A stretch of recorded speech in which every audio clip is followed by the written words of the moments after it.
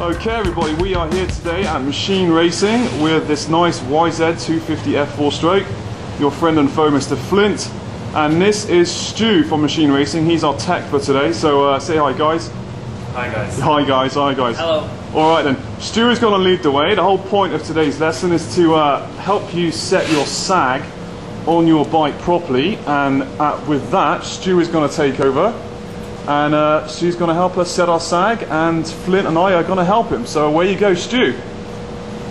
Okay, the first thing you want to do is sort of get spring rate, the right spring rate selected.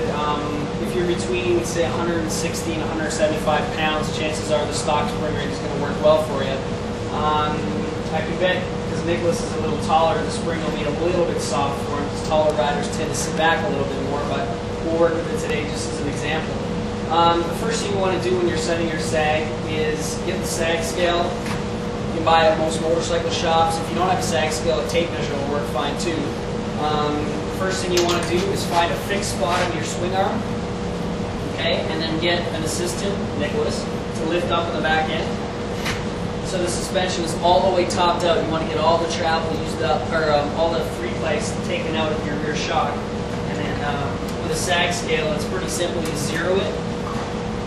Find the point on the fender, zero it out, and then let the bike go.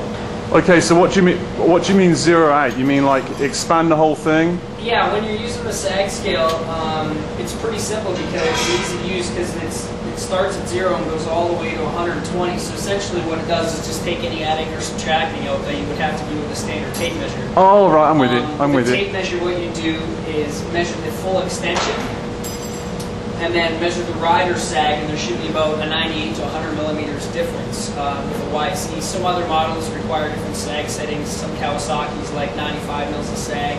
Hondas sometimes you can run 102 to 95 mils of sag. So it all depends. All right then. So look, here we have it again. This is a measuring sag stick, which you can buy at most places, right? Yes, Stu? Yeah. You can pick it up at most places. All right. So look. There's going to be a measurement point. You're kind of going to hook it in at some particular point to lock it in on the bike. So keep it there. And then it's going to come up and it's going to have a measuring stick, a measure from like 0 down to like 120. So in this case, when the bike is at its full extent, which will pull up, so it'll be at 0. So this is a starting point. You've got to pick a point to start, and it would be good if it's kind of like, you know, typically vertical. And then when you let go of the bike at its extended free play, it's going to drop down to a certain amount, which is fine. And then this is what we call free sag, right? Yes. This is free sag, okay? So that's where the bike sits normally. And then when our dummy, Mr. Flint, gets on the bike and he has a good sit down, we're going to see where it's actually going to be. And we see in this case it's going to drop down to about 110. Which is a little bit too much because Stu said, what was it, 95? Between 95 and 102 millimeters of rider sag. Right, so when the person's sitting on a bike, it should be between 95 and 102, which is kind of a very good racing, trail riding sag setting. And in this case, we're down to 110. So here we would set the preload to raise it up a bit more, right? That's correct. If in the event that you have too much rider sag, what then you would do is on the shock, there's two rings. There's a lock ring and then there's the ring that's on the top of the spring. You loosen off the lock ring, which is actually, if I can get you to come around to the other side, it'd be a little easier to see. Or can you see it from there? Yeah, we can see it from here. The top ring that we're looking at, that's the lock ring. You can either take a punch or a long flat screwdriver, loosen off the lock ring with a punch and a hammer. Yep. Back it off a little bit, and then to put more preload tension on the spring, simply either get your assistant to lift the bike up to unweight it, or put it on a bike stand, a center stand, whichever, to get all the weight off the rear shock. Then what you do to add more preload is turn it clockwise, so it'll compress the spring. That gives more preload. Yep. Okay, and as you're compressing the spring to give more preload, keep in mind that you want to stay within the 25 to 30 millimeter range of free sag. What happens is if you get too little of free sag because you've added so much preload on the spring to get the right rider sag, is then you'd have to go to a stiffer spring, maybe 1, maybe 2 rates stiffer to attain that proper rear sag.